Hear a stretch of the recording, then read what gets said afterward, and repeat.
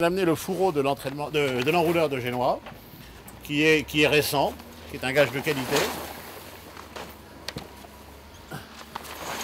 Voilà.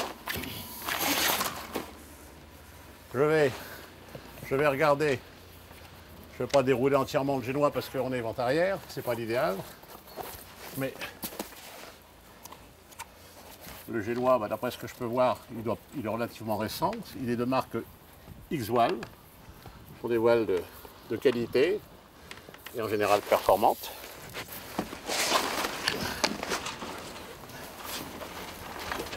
Ouais, voilà. Encore un petit peu. Alors tu vois, voyez-vous, ce qui est important, c'est que la chute est propre. On voit que le Génois, disons, est récent. La chute est propre. Et c'est une voile qui doit avoir 2-3 ans, peut-être moins, et qui est en très bon état. Voilà. Donc ça me satisfait. Il y a également les repères sur la base pour bien régler les différents points de tir en visuel, noir et rouge. Donc c'est bien. C'est du bon matériel. La grand voile. Ce qui est important de voir, pareil, voir l'état de la tétière. La tétière est récente. Ce ne sont pas des voiles d'origine. La tétière est récente. L'après du tissu est bon. Il est encore un petit peu cassant. Voilà. Je regarde après tout ce qui est chute.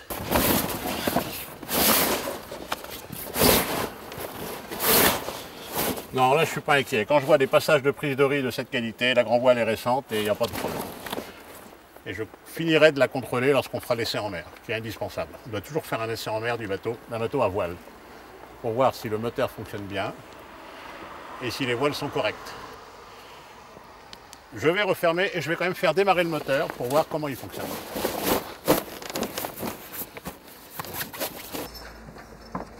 Voilà, les batteries ont été mises. Le contact moteur est bon. Je vais faire un essai de démarrage gaz à zéro. Toujours intéressant, ça nous permet de voir si le moteur a une certaine pêche encore.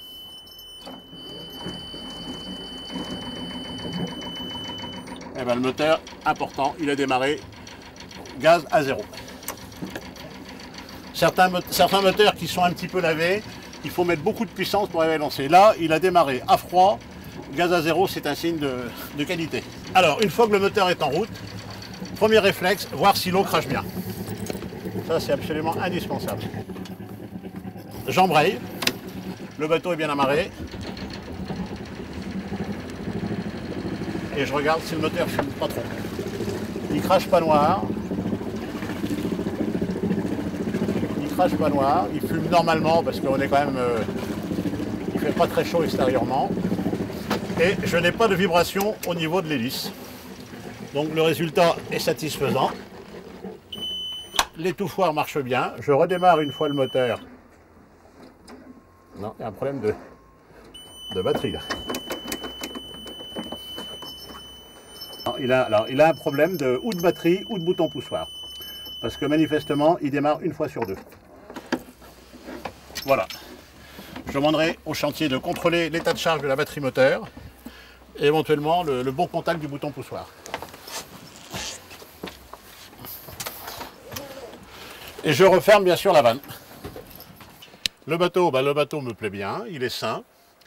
Maintenant, je vais aller voir le vendeur pour savoir quel est son inventaire complet, s'il a un dossier de facture très important, facture entretien mécanique, entretien coque, entretien voile et électronique. Et on va discuter du prix au regard des équipements et de la valeur globale du bateau. Voilà.